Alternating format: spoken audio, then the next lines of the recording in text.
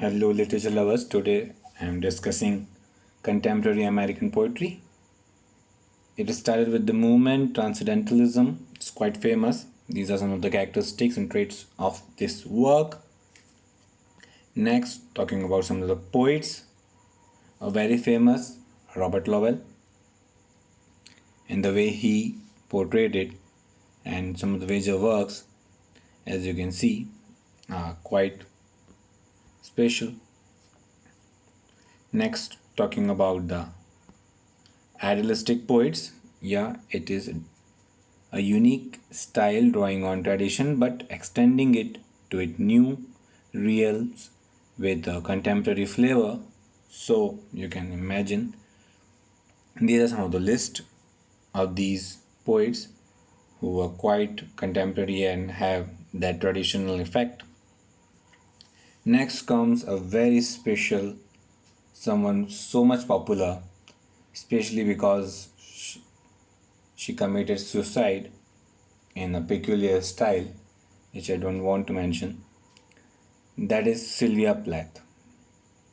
She was great craft and traditional poet and proto-feminist, but brutally directness, and you can see nursery rhyme language.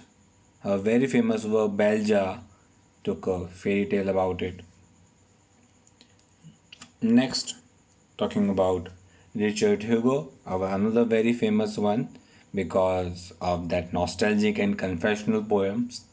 So, especially about shame, failure, and relationship. So, confessional poetry is itself it's quite peculiar and needed to be mentioned. It's not such an easy genre. Next, talking about Elizabeth Bishop and Andrew Rich. Both are quite special female poets and have their own style, and the way they touch the emotions. Male poets, I don't really think that male poets can do it so easily. Next, talking about experimental poetry, that includes the famous Black Mountain School of Poetry, and these are the poets, and the name is because of that special thing, that is the Black Mountain College in North Carolina, and from that it is taken into the consideration. Another very special thing is given here because of their peculiar style. Next, talking about the experimental poetry, that includes the San Francisco School, which was influenced by Eastern philosophy and religion, and their poetries look to nature instead of literary tradition as a source of inspiration. So you can imagine quite really touching the nature, which is no doubt helps us. And also comes the beat poets, inspired by jazz. It's a very famous genre and it's quite oral and related to Eastern religious and the wandering life. Allen Ginsberg's on the very famous work, and not to forget William The Naked Lunch. It's a very famous work. I have made a separate video for it. Next comes a quite some theoretical work, that is Surrealism, Existentialism, talking about the unconscious so vivid dramatic dream-like imagery is being used, and symbolic techniques is there.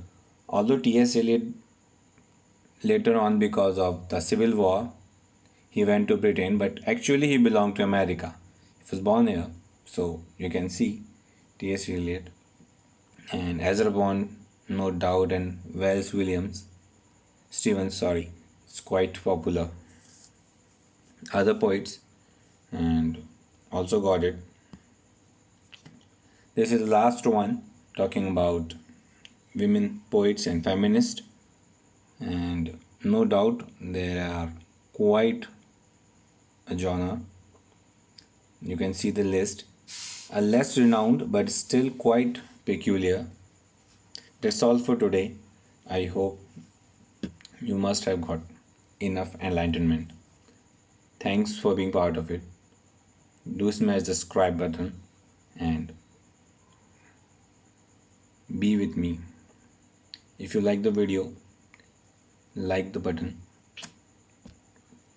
Don't forget to share your views in the comment section. That's all for today. Thanks. Subscribe to our channel. Subscribe. Subscribe. Subscribe. Subscribe. I can't go about that, but seriously, subscribe. It's right. The button's right there.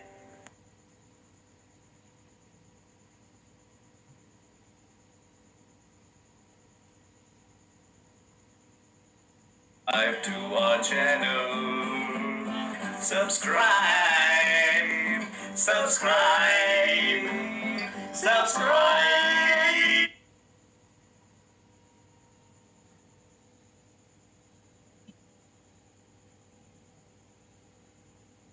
Subscribe to our channel.